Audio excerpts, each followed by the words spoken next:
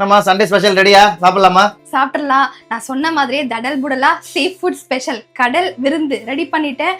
அங்க கொண்டு போய் வச்சுட்டேன். நீங்க இங்க வந்து வீடியோ எடுக்கிறீங்க. நான் இலை கழுவுறதுக்காக வந்தேன். அங்க பாருங்க எத்தனை ஐட்டம் செஞ்சு வச்சிருக்கேன் அப்படின்னு. என்ன சுத்தி எவ்வளவு ஐட்டம்ஸ் இருக்கு பாத்தீங்களா? நீங்க இப்படி போய் இப்படி வரதுக்குள்ள எல்லாத்தையுமே சுத்தமா கழுவி சூப்பரா சமைச்சு வச்சுட்டேன். கிச்சனை கூட சூப்பரா கிளீன் பண்ணி வச்சுட்டேன். பாத்தீங்களா? பார்த்தேம்மா. சரி வாங்க இப்ப என்னெல்லாம் சமைச்சிருக்கேன் அப்படின்னு பாப்போமா? வாழை இலையில ஃபர்ஸ்ட் உப்பு தானே வைப்போம். ஆமா, நிறைய நாளா உப்பு வைக்கலன்னு எல்லாம் கேட்டு இருக்காங்க. அது நான் இலை போட்டா மட்டும் தாங்க உப்பு வைப்பேன். இலை போடாம பிளேட்ல வச்சேன்னா உப்பு வைக்க முடியாது.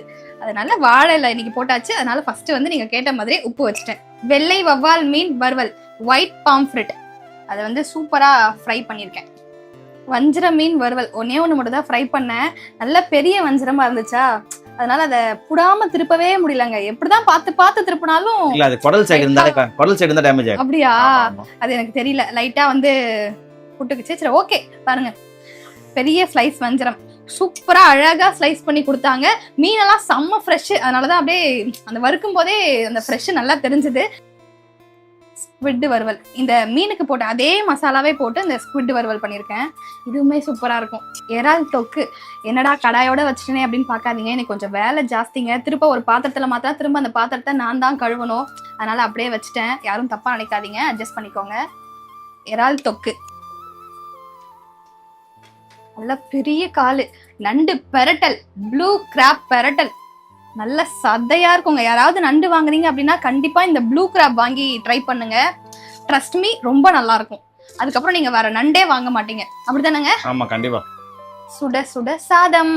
நீ இவ்வளவு டிஷ் வச்சதுனால சாப்பாடு ஓரமா போயிடுச்சுமா. சாப்பாடு இருக்கிற இடமே தெரியாம போச்சு. சைட் டிஷ் தான் இலை ஃபுல்லா இருக்கு. சீ ஃபுட் ஃபீஸ்ட் அப்படின்னா இப்படிதாங்க இருக்கும். பாத்தீங்களா சங்கரா மீன் எவ்வளவு பெருசா இருக்கு. அப்படியே முழுசா கீரல் போட்டு கொடுத்துட்டாங்க, அழகா கிளீன் பண்ணி. நான் அப்படியே முழுசா குழம்புல போட்டுட்டேன். ஆளுக்கு ஒரு மீன், பக்கவே செம்மையா இருக்குல்ல. தக்காளி ரசம் இல்லாம நம்ம வீட்டுல நான்வெஜ்ஜே இருக்காது. அதனால தக்காளி ரசமும் பண்ணியாச்சு. அதுக்கப்புறம் மாம்பழம் சீசன் முடியவே போகுது. நாங்க இப்பதான் மாம்பழமே வாங்க ஸ்டார்ட் பண்ணிருக்கோம். அதனால ஆளுக்கு ஒரு பீஸ், ஒரே ஒரு பீஸ் மாம்பழம். எல்லாமே ஃப்ரெஷ்ஷா கிடைச்சது.